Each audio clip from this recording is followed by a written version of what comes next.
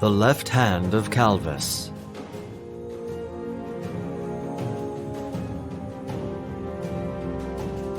Written by Ann Gallagher. Narrated by Ferraiuolo.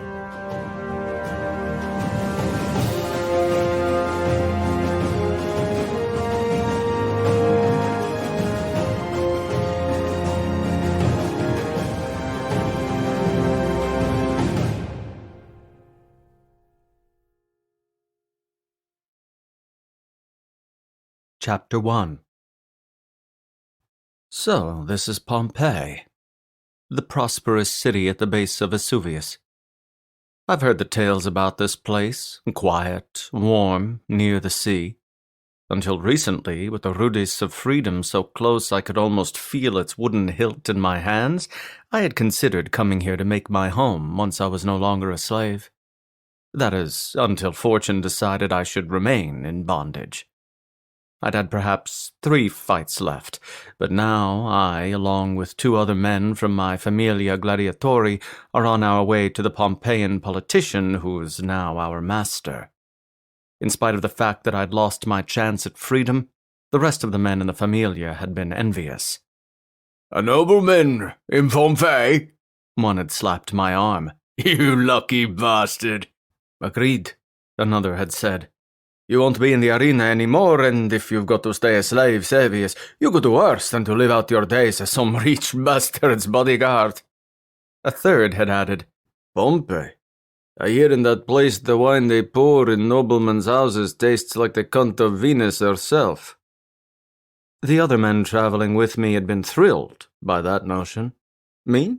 I'm as enthusiastic about any woman's cunt, including Venus's, as I am about spending the rest of my days a slave, so I'd simply muttered, "I'll be sure to give my regards to Bacchus." What servant drinks the same wine as his master's, I can hardly imagine, but never mind, because the wine here is probably no different from what flows in Rome. After all, Pompeii doesn't seem much different from Rome, if you ask me. A great deal smaller, yes, and much less crowded.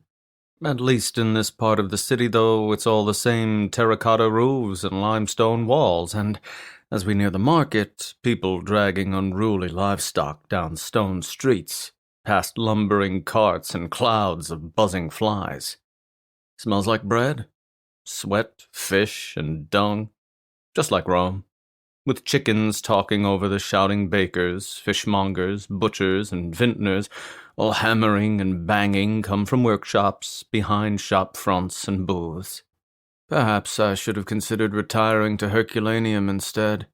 Then again, if Pompeii isn't in life what it is in stories, then Herculaneum likely isn't the luxurious place it's said to be either. Not that I have a choice now. Pompeii is my home until I'm sold or I die, or my new master sees fit to free me when I'm no longer of use to him. Hector, the monolith of a Parthian tasked with bringing the 3 of us down from Rome, leads us deeper into Pompeii's stinking, bustling market. With every exhausted step, our chains rattle over the city's noise. Though the streets are crowded, people move aside to let us pass. Some give us wary looks, standing between us and their wives and children. Even those struggling to move carts down these difficult roads stay out of our way. They're especially wary of Hector. We certainly look the part of gladiators, scarred, tanned brutes, all of us, and since Hector's unchained, people probably think he's our lanista. No citizen with any sense wants near a lanista. The market must be close to the forum. All over the place, noblemen strut like cocks and sneer at slaves and citizens, just like everyone I ever saw in Rome, as though the gods themselves should fear them. Would have liked to have met one of them in the arena during my fighting days. He'd have wept to the gods for mercy, and that pristine white toga would have been stained in shit before I'd fully raised my sword. But, God's willing, my days in the arena are behind me forever. Just beyond the market, where the streets fan out toward clusters of high-walled villas, Hector approaches a squat, balding man in a tunic that's far too clean to belong to a common laborer. The man's attention is buried in a beeswax tablet resting on his arm, and he's muttering to himself as he scratches something into it with a stylus. He glances up at us, and I realize he only has one eye. Dropping his attention back to the tablet, he grumbles, "Thought you'd leave me waiting all bloody day. Longer journey from Rome than it is from your master's house," Hector mutters. Without looking up, the one-eyed man says, "I'll need to look at them before you leave. The Master Loria will be unhappy if they are not up to his standards." Hector stands straighter, narrowing his eyes. "Caius Blasius doesn't deal in faulty goods. Then he'll not mind if I inspect his goods to be sure." The one-eyed man gestures at us with his stylus. "Whereas I have a beating waiting if I bring to my master slaves who are not to his liking, so he'll—" He stops abruptly, his eye widening. "Where is the fourth? Master Loria specifically selected 4 men, not 3. "The fourth fell ill. Terrible fever, and the medicus can't say if he'll live." Hector pulls a scroll from his belt and hands it to the one-eyed man. "Caius Blasius gives his word your master will be compensated." Glancing back and forth from the scroll to Hector, the man sighs heavily. The master will not be happy. It was the 4th, in particular, who interested him." Hector sniffs with amusement. "That scrawny Phoenician is hardly worth the sestertia your master paid for him. An entertaining gladiator, maybe, but he's worthless outside the arena."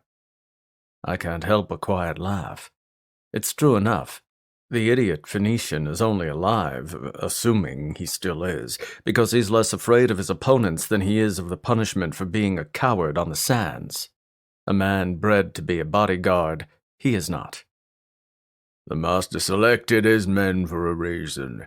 The one-eyed man snaps at Hector. He sighs and shakes his head. Never mind, then. If he isn't here, he isn't here.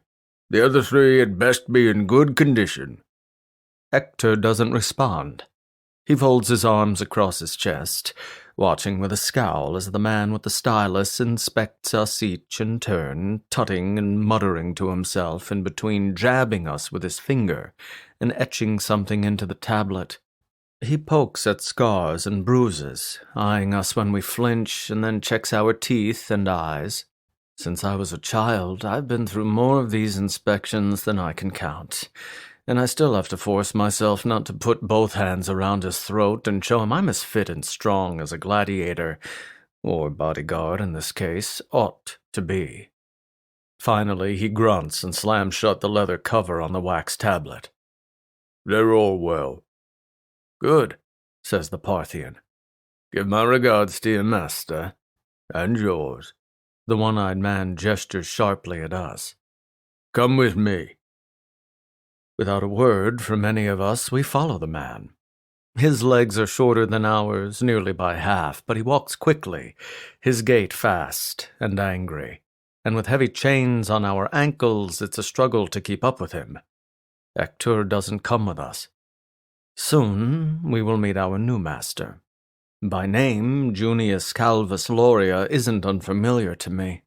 I've heard Caius Blasius mention him, usually with a scowl, and he's apparently bought gladiators from my former master before. I don't know his face, though, and I know nothing of the man whose life I will be sworn to guard, only that he isn't a lanista, and my existence no longer includes the inside of an arena. Freedom may not be in my future, but fortune be praised 1,000 times over anyway. The one-eyed servant leads us down a narrow road between the enormous villas lined up in ranks just inside the wall along the northern edge of the city. In spite of our chains, my fellow former gladiators and I exchange smiles. A villa instead of a ludus gladiatori? Indeed, this will be a new life.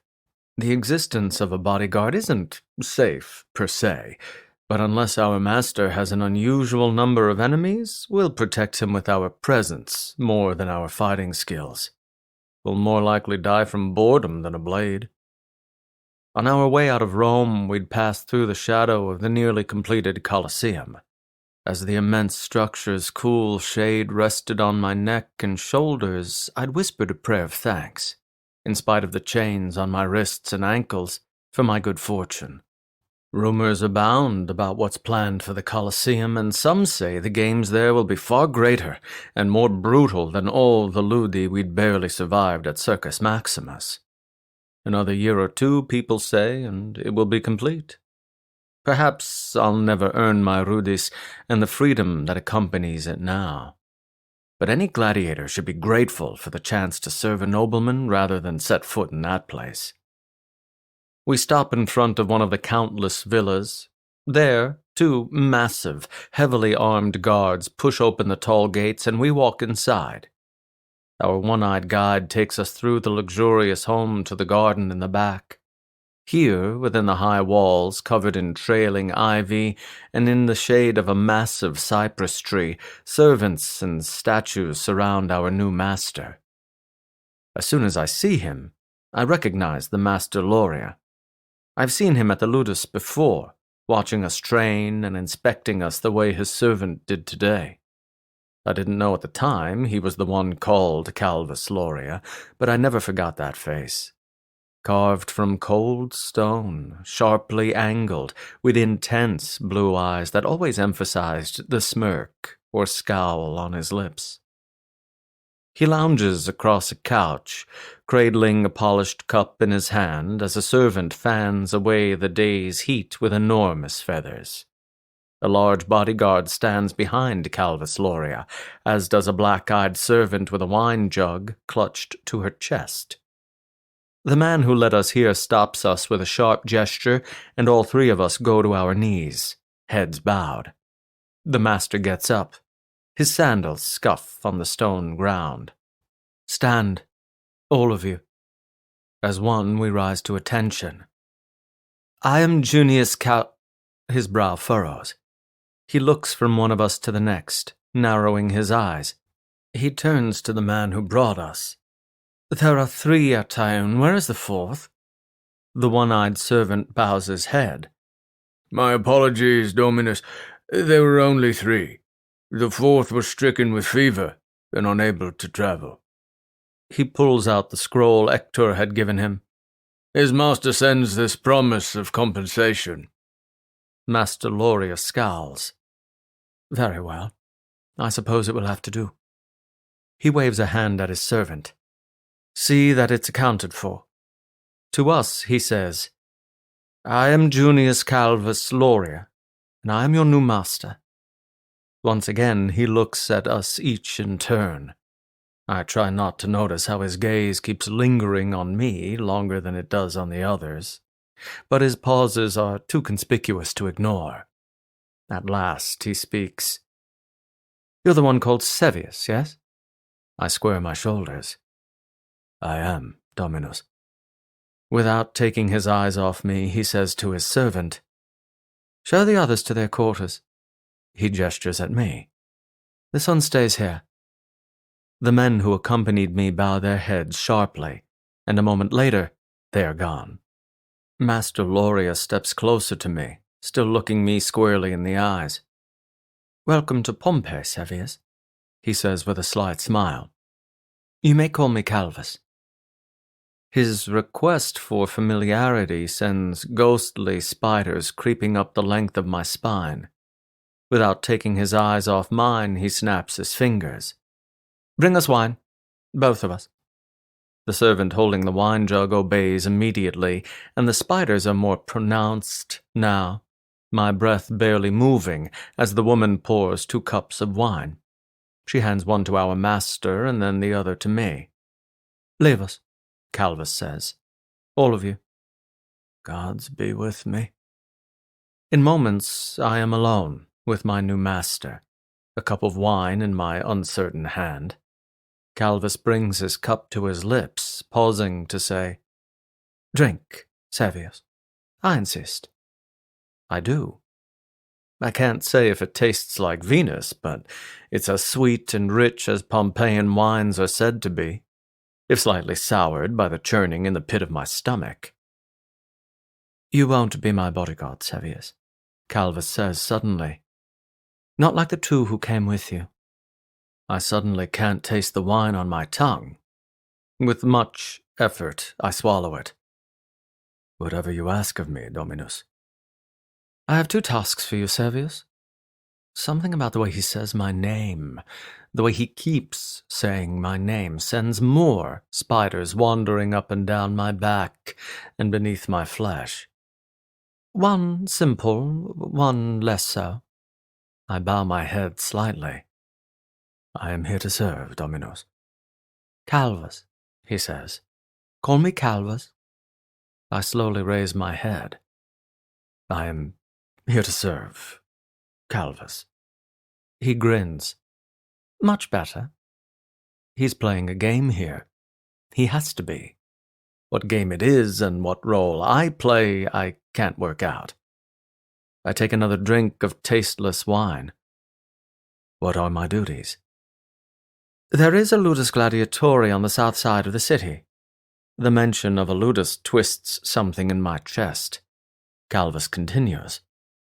Your first task is to present a gift to the lanista of that ludus. A gift of 500 sestertii from Cassius, the city magistrate. My skin crawls as an odd smile curls the corners of my new master's mouth. Cassius deeply regrets he could not present it himself, but the smile intensifies.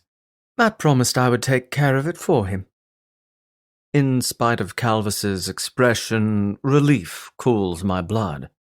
Delivering monetary gifts instead of fighting other gladiators for the entertainment of a roaring crowd, even if it means setting foot in a ludus again?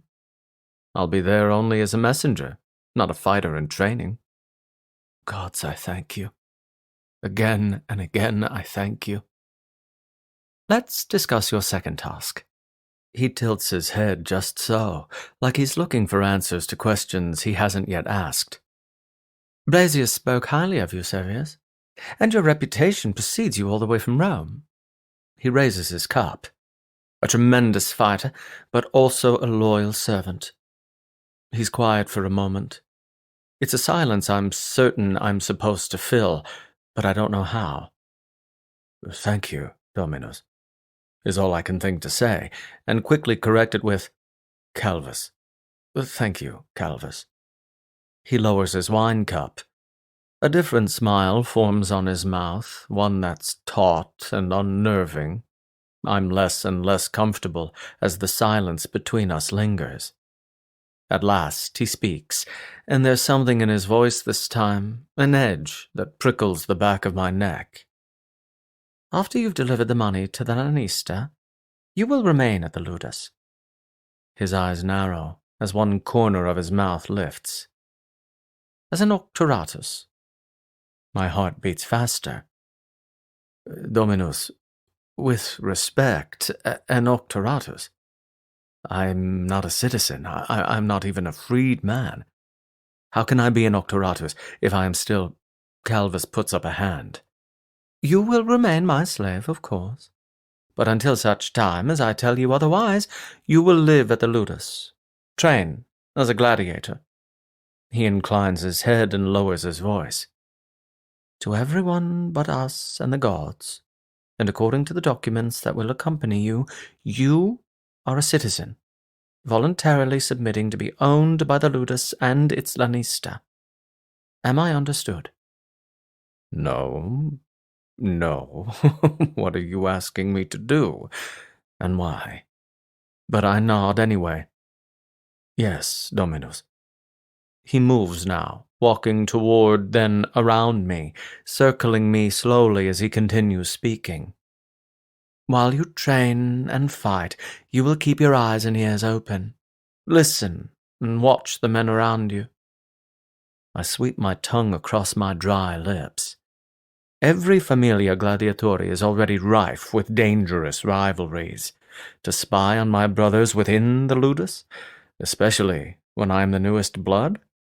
I should cut my own throat now and be done with it. As an octoratus, he says, still walking around me, you will be able to leave the ludus of your own free will, so long as you return and you don't leave the city.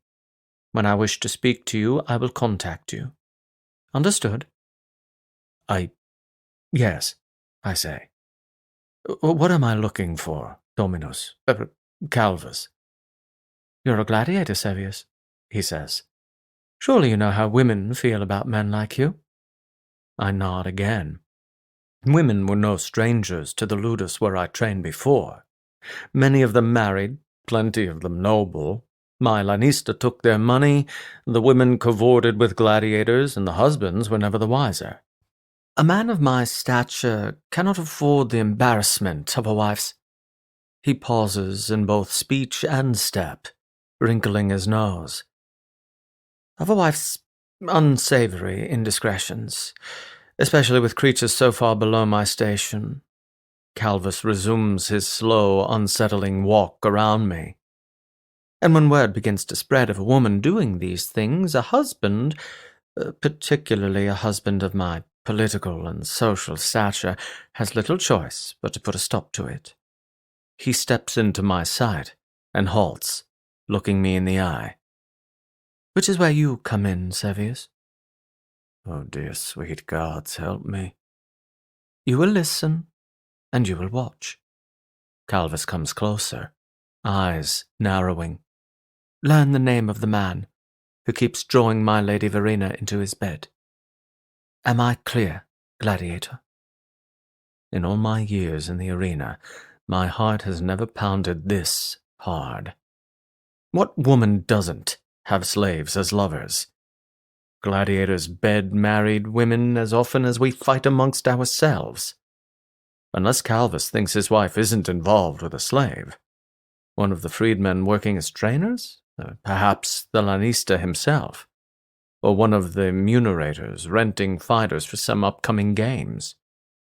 No citizen, especially not a public figure such as Calvus, tolerates that kind of insult from his wife, and for some, divorce isn't nearly punishment enough. Regardless of Calvus's reasoning or what he plans to do once he knows the name of his wife's lover, is there any place more dangerous for a man than the middle of games played between a wife and the husband she's scorned? Am I clear, gladiator? I swallow hard. Yes, Calvus. Good. He steps away and lifts his wine again. I will have your papers drawn up tonight. Tomorrow morning you will be taken to the ludus owned by the lanista Drusus. Drusus? Gods, any lanista but him. I silently beg the ground to open up beneath me. Drusus's reputation extends beyond any reach Master Calvus could dream of his own doing.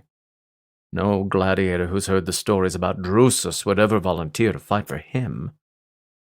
Calvus looks me up and down, his brow furrowing as he inspects my arms, one then the other. These scars are... He meets my eyes. You're left-handed, aren't you? I am. He grins. Excellent. I'm sure Drusus will be doubly pleased with you. The grin widens. Perhaps I should have chosen you in the first place over that Phoenician. After all, a left-handed fighter like you belongs in the arena where he can make his lanista rich, yes? I resist the urge to avoid his eyes. You'll be his left-handed money-maker, and you'll... Calvus gives a quiet, bone-chilling laugh. Well, I suppose in a way you'll be my left hand, won't you? I suppose I will, Dominus, I whisper. Calvus puts a hand on my shoulder. The amusement leaves his expression. Listen closely, gladiator. This is very important. The money you're giving Drusus, the 500 sestertii, is from the magistrate called Cassius, the same one who will be providing your Auctoratus documents. Is that clear? My mouth goes dry as I nod. You will not mention me or our arrangement, he says. Not to anyone within the ludus, under any circumstances. Understood? Yes, Dominus. I hesitate. Calvus. Be warned, Sevius. I do not tolerate treachery or dishonesty. He leans in, lowering his voice, so I'm certain no one but me and the gods can hear him. and he presses down hard on my shoulder. Give me a single reason to believe you're not doing precisely as I've ordered, or that you breathed my name within the walls of the ludus, and I will see to it the magistrate asks Drusus if he received the full 700 sestertii. Am I understood? With much effort, I swallow. With even more, I nod. Yes, Calvus. And silently, I beg the gods to send me back to Rome to fight in its Colosseum.